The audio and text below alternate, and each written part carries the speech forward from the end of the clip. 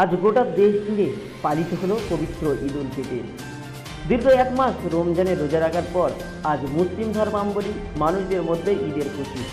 আর সেই খুশিতে আজ সকালে ঈদের নতুন পোশাক পরে পুরুষেরা ঈদগাহে গিয়ে কোলাকুলি ও নিজেদের মধ্যে ভালোবাসার ঐক্য গড়ে তুলল। সৃষ্টিকর্তার উদ্দেশ্যে নামাজ পড়ে বিশ্ব মুসলিমদের শান্তি সম্প্রীতি নবজাগরণের সৃষ্টি হলো আজ।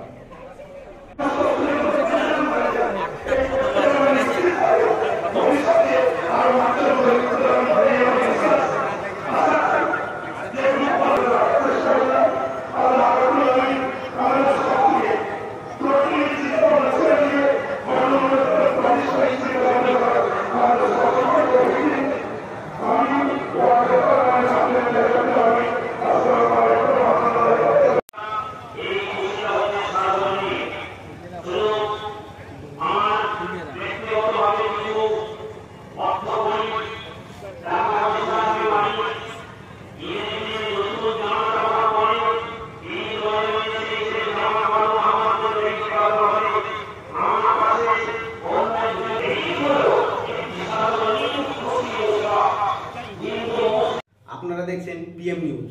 ক্যামেরায় নাইমুল ইসলামের সাথে আমি জাহাঙ্গীর হোসেন ভাঙা।